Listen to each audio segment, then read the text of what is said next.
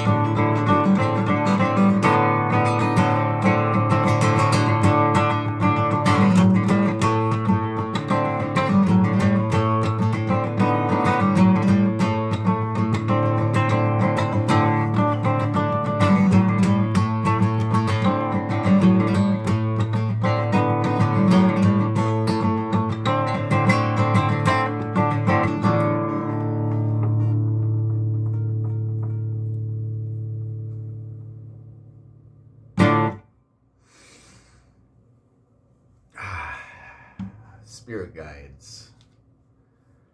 So, with each episode, if you've been following me so far, you know that I play one song off of my album, which has not been recorded yet. I haven't been able to get a recording studio in this area to help me with it, but that's okay. I'm not worried about that.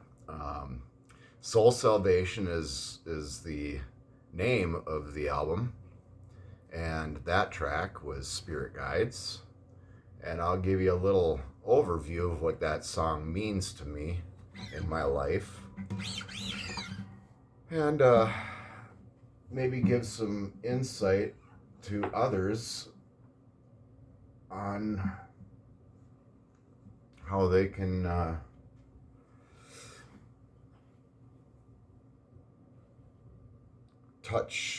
get in touch with,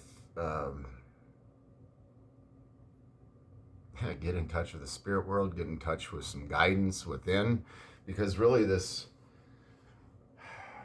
is a spiritual journey, but it's also a journey in transforming one's life. So these episodes I'm calling As Real as It Gets, but it stems from an idea of life transformation headquarters.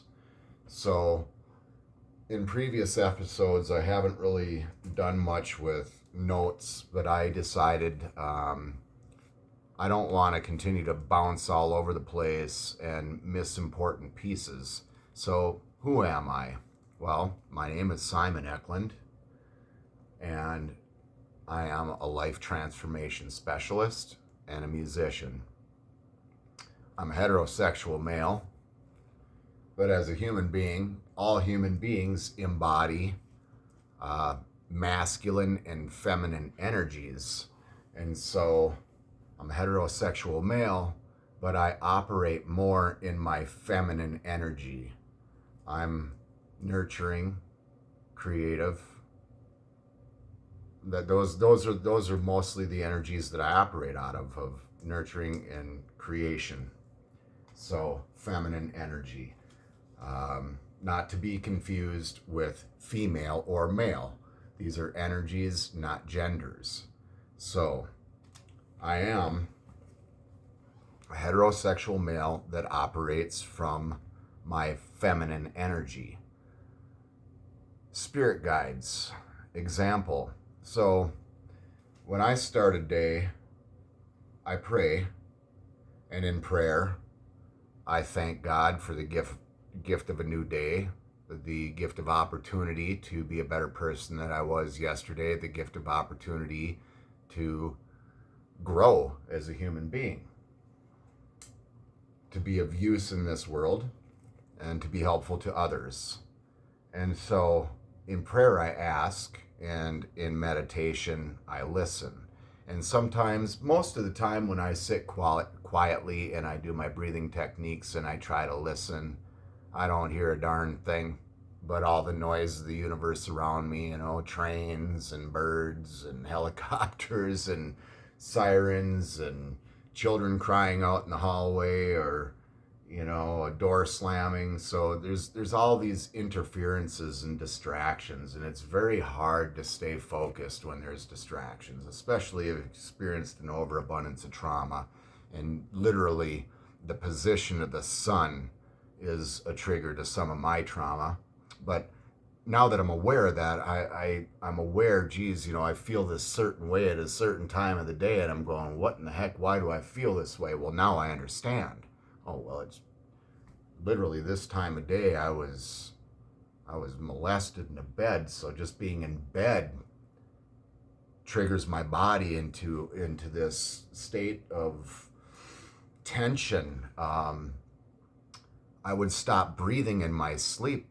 I had to take a sleep study, and I was found to have sleep apnea. Well, once I went through all this dark night of my soul again, and I was diagnosed with severe PTSD from my therapist that I'd been seeing for 6 or 7 years at the time, and I started to see a trauma specialist, and I started to understand PTSD, complex PTSD, and I really looked back at my life from the very beginning and all the traumas, and once I understood, oh geez, I was molested as a child. No wonder I stopped breathing in bed. So after I did all the shadow work about this, and over time, well, I stopped smoking too. That probably helped. The combination of the two, I don't have sleep apnea anymore. So, listen and meditation. And so also when I ask, I pray in the morning, and this is how my spirit guides work. I don't know how they work for others, but I can share my experience in hopes that if you come across this video, it will inspire you to pay attention to the signs, the synchronicities, conversations, feelings within. Literally, any of our senses can pick up on a message from, whether you want to call it God, Jesus, Allah, Buddha, Gaia, anything. Great grandfather, great grandmother, however you choose to call your God or your guides is up to you. For me, I pray to God, and I have many, I can't even count on both my hands and both my feet how many people I was close to and loved that have passed on in this world. But certainly some very close family members and very close friends that have passed away that I believe are part of my spirit team, therefore my spirit guides. And they are appointed to me by God Himself. So when I pray, I thank God for a new day, and I ask, maybe some questions I might need answered. And so if I don't hear in meditation, if I pay attention during the day, those answers may come. And so this morning in the shower, as I was showering, a thought went through my head. And as I was thinking this thought, the water, it heated up for just a moment. It got a warm burst of water, and I'm like, I started crying because it was clear to me that this was confirmation that I'm on the right path, that this is correct. And about a minute later, I had another thought go through my head, and again the water got warmer. And I went, wow, this is crazy. And this has happened before, and I kind of blew it off that it's just an apartment building, these things happen. Well, I've also had it happen where I had a thought and the water went cold and cleared it. If it goes cold, that's wrong. If it goes hot, it's right for me. That's the way I took it. So before I came out and recorded this video, I sat down and I grabbed my phone to put it there in front of me, and it was 12:12 on the clock. Literally, this happened to me this morning. It was 10:10. But right before I sat down to do this, it was 12:12, and I kind of blew it off, but I grabbed my guitar and I was going to start recording, and my strings were just shot dead. They were ready to break. So I decided I would replace my strings before I recorded this video. Before I did, I looked up on Google, Google, what is the angel number 1212? The angel number 1212 is a powerful sign of spiritual growth, balance, and alignment with your higher purpose, signaling that your angels are helping you manifest your desires, encouraging you to step out of your comfort zone, maintaining a positive mindset, and overcoming fears to turn dreams into reality. And this requires consistency no matter what. And that is what this episode is about, is consistency. So this is definitely stepping out of my comfort zone. I'm putting something on YouTube for literally anybody globally to see and to critique and to comment back. I'm literally just said I'm a man who operates out of feminine energy. This is stepping out of my comfort zone. That some might want to call me this, that, and I don't care. I have no judgment of anybody. People want to judge me. I don't care, because the only one I care about judgment from is God. And God isn't up there. I point up there. God is everywhere, everything. That is my belief. For me, God is everywhere. So God is within me. I am a temple just like I believe every human being is a temple for the divine. And if we are open to communication from the divine, and we look and we listen and we feel, we will hear, we will see, we will feel. And so how do I pay attention after I've asked? Well, in my daily life, the messages and signs and synchronicities are absolutely everywhere for me, but I have to be open to see and hear them. Here are some of the ways my spirit guides have answered me or provided guidance. This started about 4 years ago for me. One day it was just about a year before I got clean from using meth, but even though after 22 years of being completely clean and sober, I ended up using drugs again. I didn't drink. I knew alcohol was different. I knew that my body didn't metabolize alcohol properly, and that if I drank alcohol, it was absolutely over. And my fear, really, because at that point in my life when I used, I didn't care if I died. And as a matter of fact, using was an attempt to suicide without having to actually put a gun to my head or a noose around my neck or do something other drastic that maybe if I use enough chemicals, I'll just OD and it'll be painless. And that's a sad thing, but I'm being 100% authentic, as real as it gets here.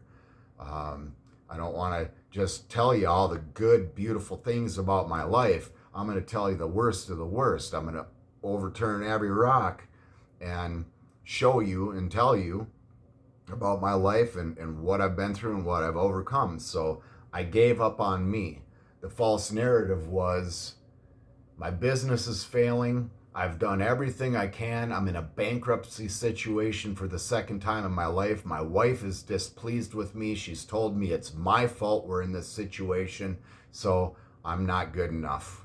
I'm not good enough for my wife.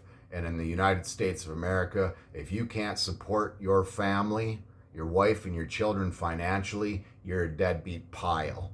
And logically, I know that's not the truth. Unconsciously, there was a different narrative. And so what happened was I acted exactly how I felt against my own conscious will. I started to react to life, and I started to act out of character, and I was doing things that I'm saying, hey, stop, don't do that. Like, 22 years clean, I'm going to use this drug and see what happens. And like I said, I never lost control. I was out of control, and it was very stupid to use drugs again.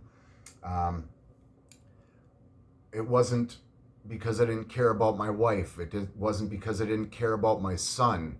I was acting accordingly to the false narrative of I'm a worthless pile, and so I acted exactly like I felt about myself.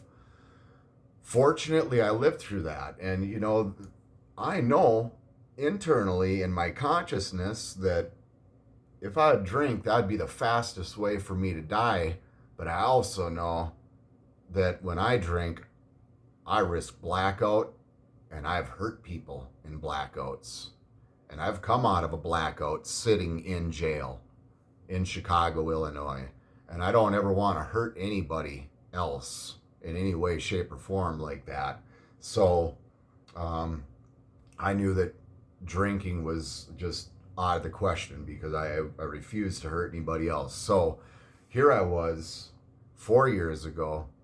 I'm starting at that point already to realize that, I've been using for a couple years now, and this is no good. And some things are happening in my life around me that made me question, what in the heck is this all about?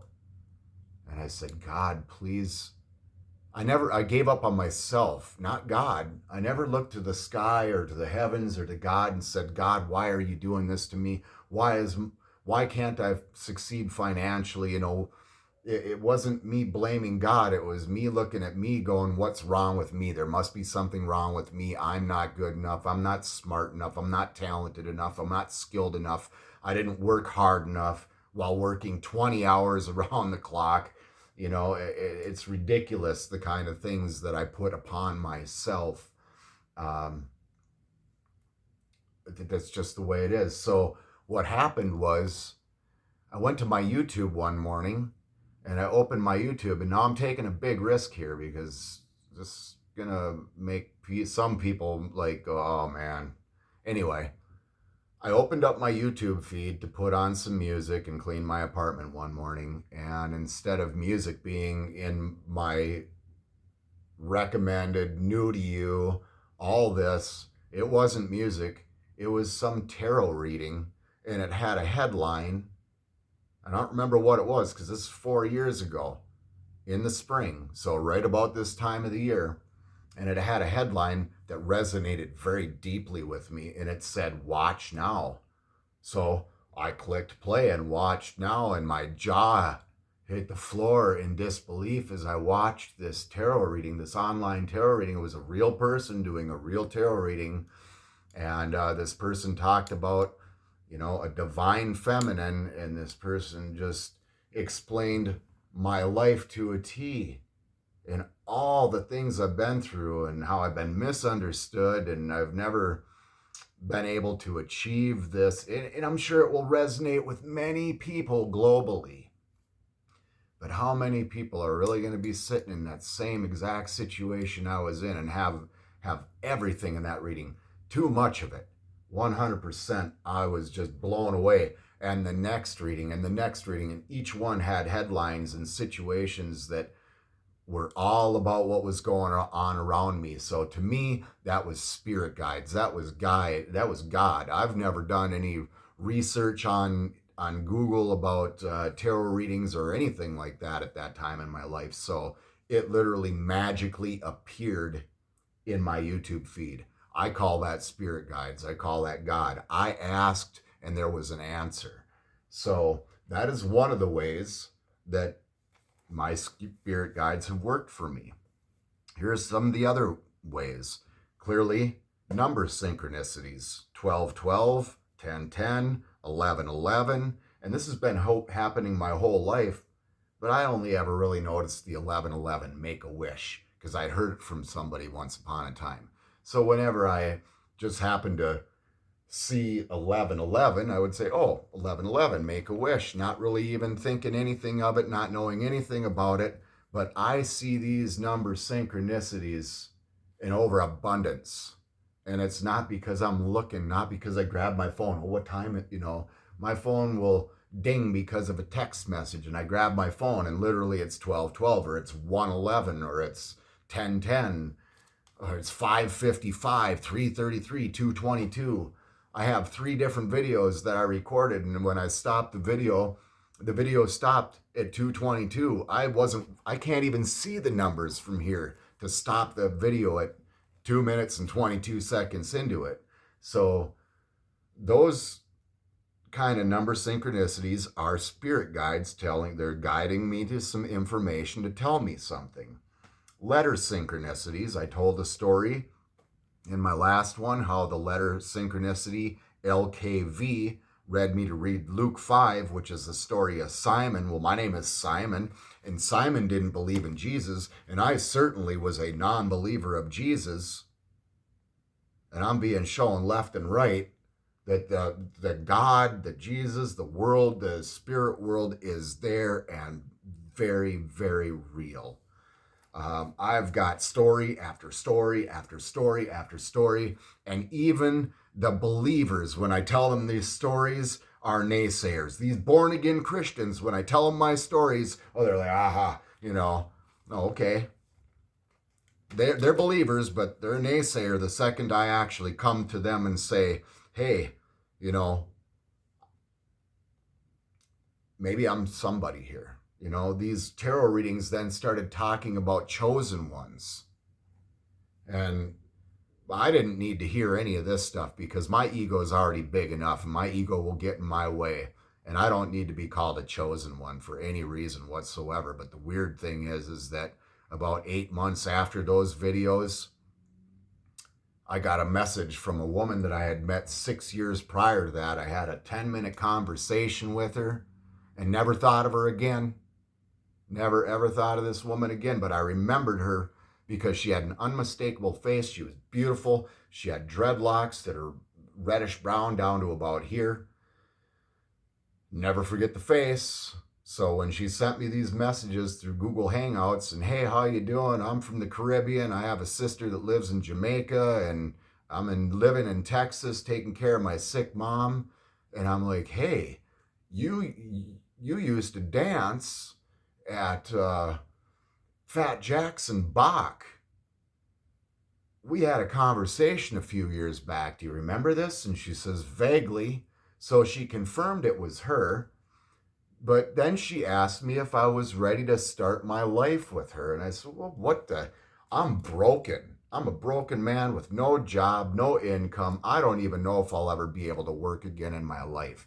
And she says to me, you're the chosen one. And now these tarot readings and this woman.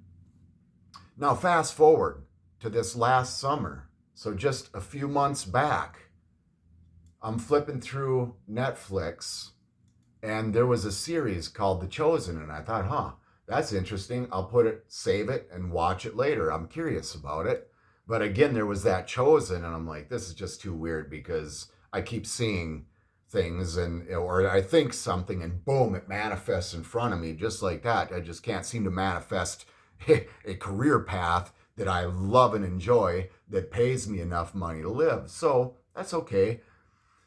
I'm at an AA meeting now the next day after seeing that series, The Chosen, and the meeting ends and one of my acquaintances gets right up out of his chair and he beelines over to me and he says, have you seen the series The Chosen?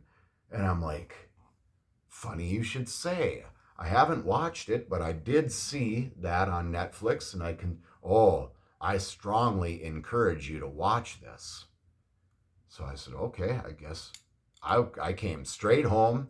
I turned on Netflix and I started watching it. And wouldn't you know it, of course, Jesus is the main character, but the second main character is Simon. Now I'm absolutely blown away. Now, one of the episodes was actually an episode of Luke 5 out of the Bible. Am I a chosen one of God? I don't know. You know, what happens when we die? I don't know. But what happened to me 31 years ago in Chicago when I was broken, beaten, and I couldn't even function in life anymore. When I talk about unmanageability, my life was unmanageable. This is what unmanageability looked like for me. In high school, I couldn't manage high school, grade school, I couldn't manage to learn. I couldn't manage to get my homework done on time. I couldn't manage to get home on time from a friend's house. I couldn't manage to make a phone call to say I was going to be late. I couldn't manage to stay out of trouble. I could not manage. My life was unmanageable from the beginning. And it continued to be unmanageable until God, please help me. And it was without reservation and without contingencies. And when I said, God, please help me, what happened for me was I felt a calm wash over me. I didn't see a burning bush. I didn't hear trumpets. I didn't hear God's voice. I just felt a calm and ease. And I had this feeling that no matter what, from that point forward in my life, I would be okay. That no matter what, that I'd be all right. 31 years later, bankrupt twice. I haven't seen my children in years. My son's mother decided she couldn't forgive me, and she decided to weaponize the child. Instead of operating out of forgiveness, she's operating out of revenge. And, the one person being hurt most out of this is the child. And all I can say is, well, I forgive her. I just hope someday that when that child grows up and he knows the truth, that he forgives her. Anyway, what happened for me is the obsession to drink and drug and destroy my life left me. And I was able to do things I had never done before, take risks. I became open-minded. I was able to forgive even the man that abducted and raped me. You know, it wasn't just he abducted me, he abducted me and my friend. I haven't seen that guy, that that person that was with me. I haven't seen him since.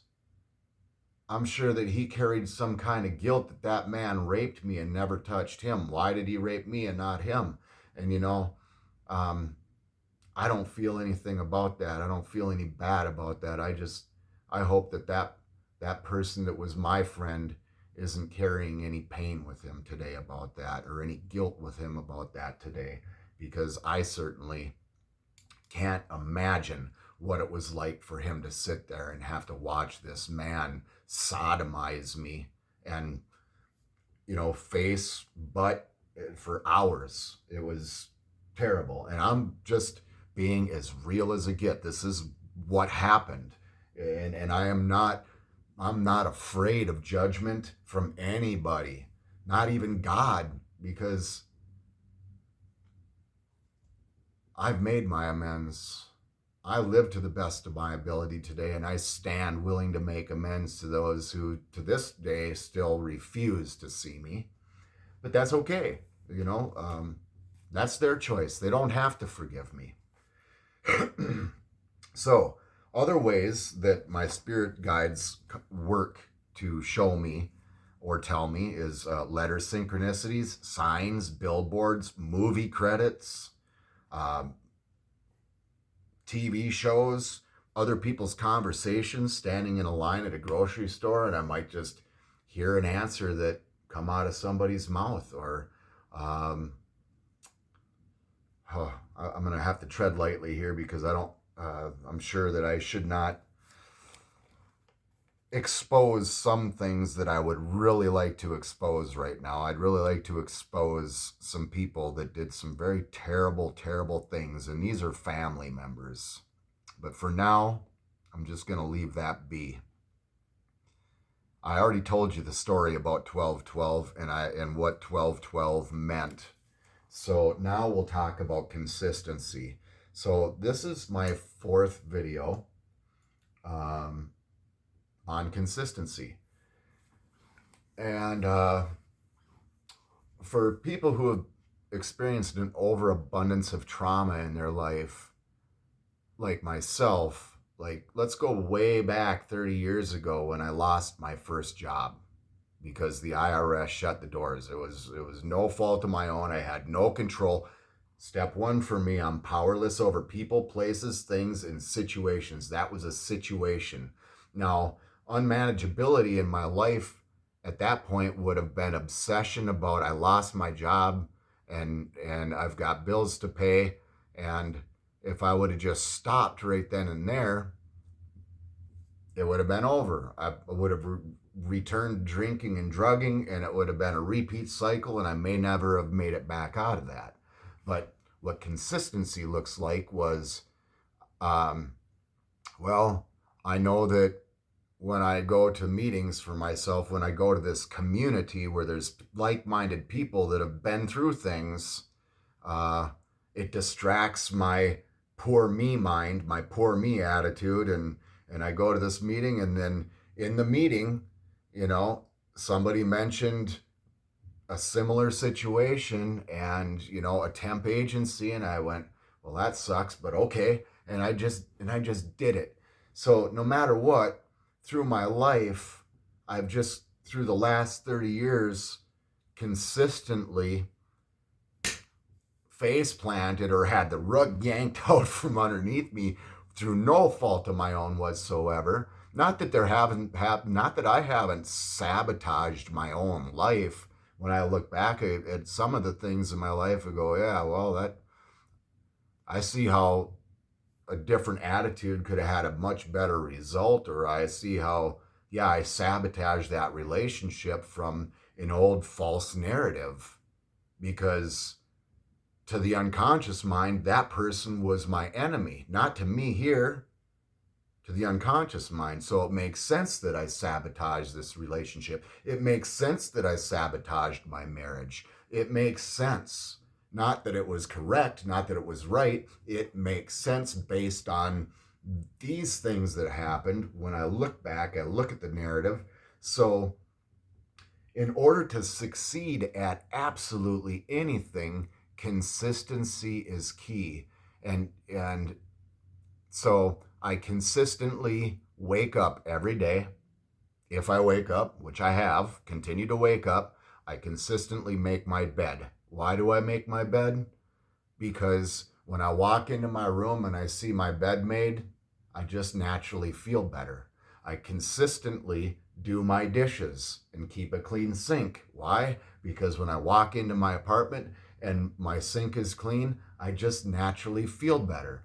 And I consistently cook for myself. I consistently do things that are healthier for me than healthy for me.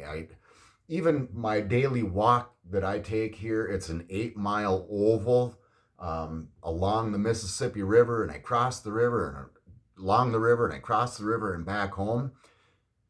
Through the winter this year, I didn't stay consistent because it was really cold this year, and I just was drained emotionally, mentally, spiritually, even drained from so many things going on around me.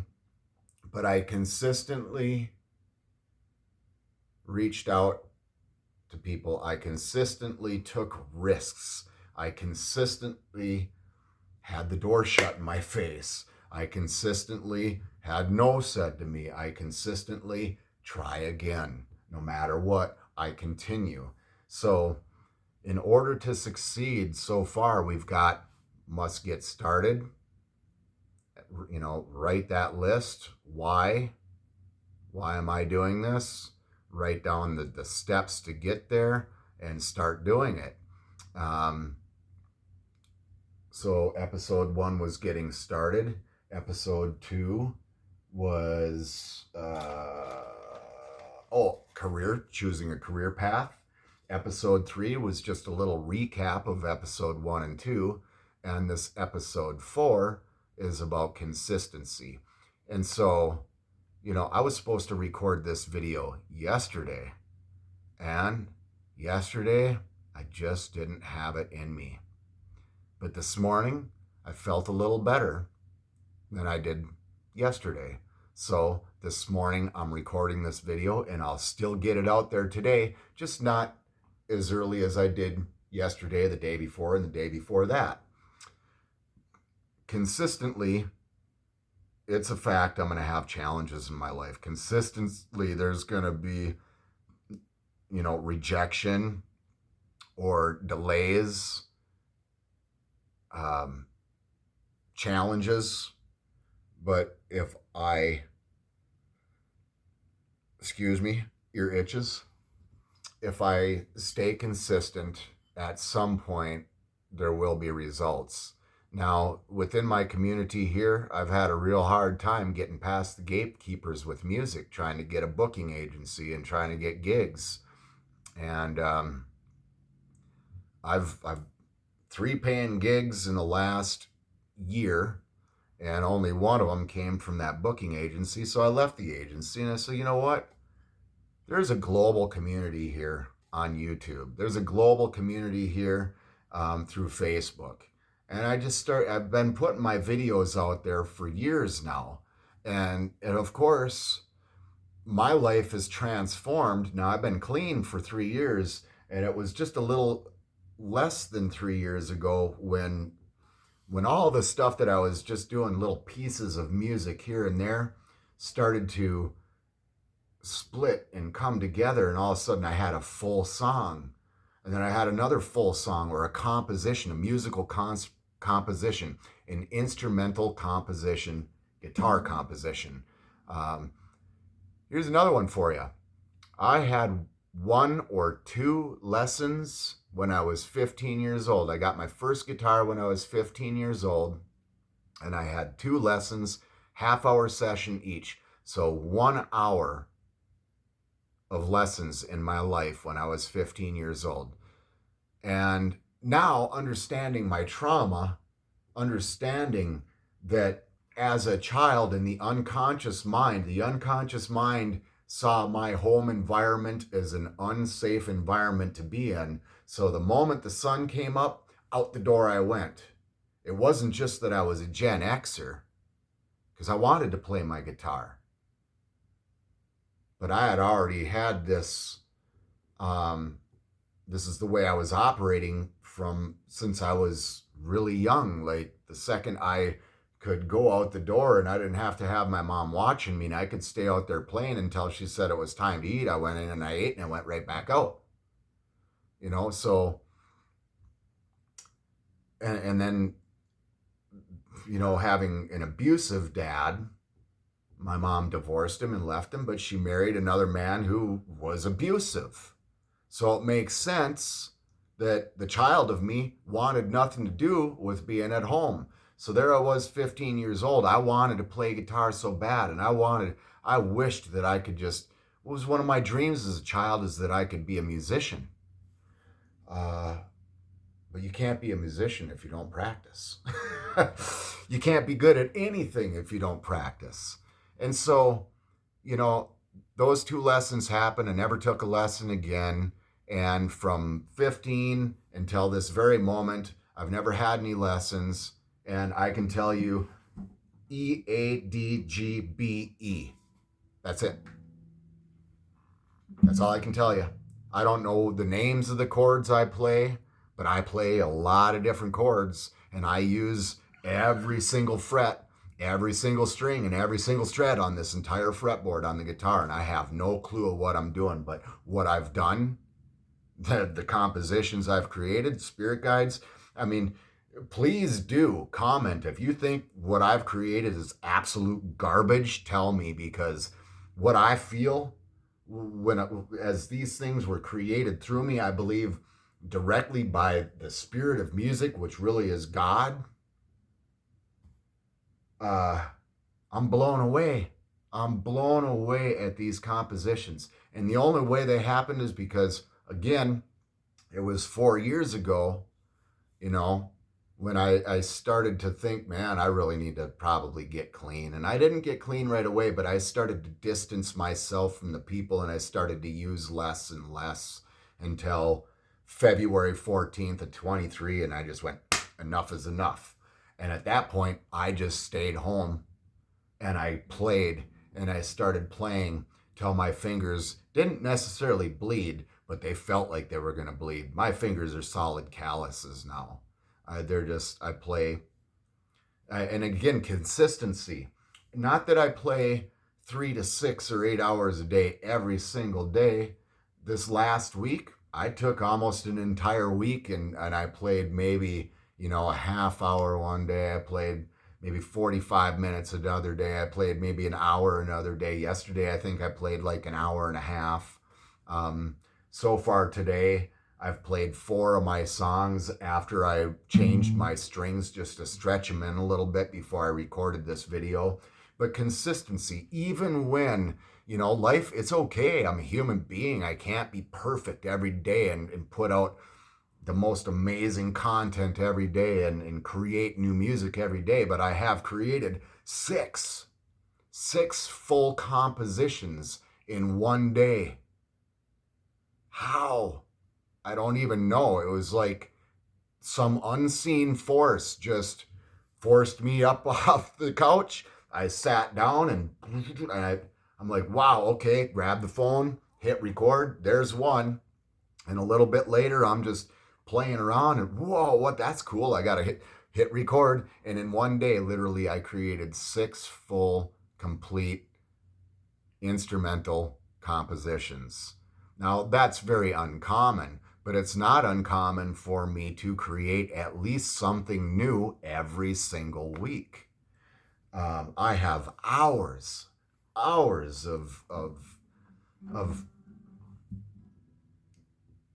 acoustic guitar compositions and hours of electric guitar stuff. And on the electric guitar, that's the Simon Says experience. I wear masks and I've got performance. And on the acoustic, each one of the songs has a story behind it. And I tell the story about the song like I did about spirit guides, like I did about Dark Night of My Soul, Awakening, and My Vulnerable Soul. And, I don't think I really ever got to complete my story about my vulnerable soul. So I'll just say that now is that once I had the dark night of my soul and the ego was gone and the awakening happened and the whole shift in my psyche in my mind took place, and I was able to accept life on life's terms, and I was able to forgive and be released from the victim mode. I had the awakening. So now I have to trust. And when we trust, we're taking a risk. And taking a risk is being vulnerable. So I put my life in the hands of God, my vulnerable soul in the hands of God. I'm taking a risk because why? I can't see God. I can't prove God. I've been shown things that I believe are unmistakably no coincidence.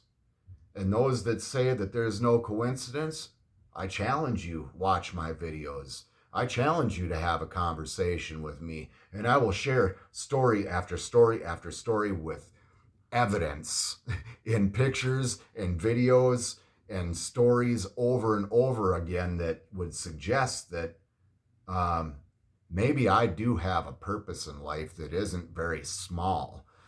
What exactly it is, I don't know. Maybe it's exactly this.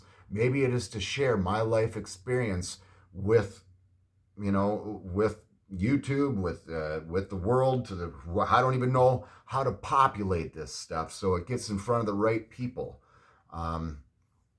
I might put this out there, and the only people that'll watch it is maybe my one fan that's in this building. I don't know. I do hope and pray that these videos get in the hands of the right people, because I could really use some help monetizing my life. And so I'm just going to trust and believe that if I continue to do the next right thing for the right reason, that no matter what, all will be well. I have no fear of dying and going to some burning hell for eternity. That's for religious people. That's for religious people. I'm not religious. And I am 100% confident that there's no such place for me. That I've done some terrible, rotten shit, pardon my language, in my life that I would have said is likely unforgivable. But I went back to those people and I said, I'm sorry, this was so wrong. Could you have it in your heart to forgive me? Is there any way I could make it right? And the very worst of the very worst that I ever did in my life was forgiven. And I know that because that person was my friend right up until she died of, unfortunately, a fentanyl overdose. In July, it'll be 3 years, 2 years, 3 years. I don't know. I can't remember if it's 2 or 3 years. But she was a dear friend. I knew her since I was like 12 years old. And she was a lover. So, this is going to be the conclusion of episode 4, Staying Consistent, As Real as It Gets. Transparency, taking risks, staying consistent in order to succeed. Hang loose.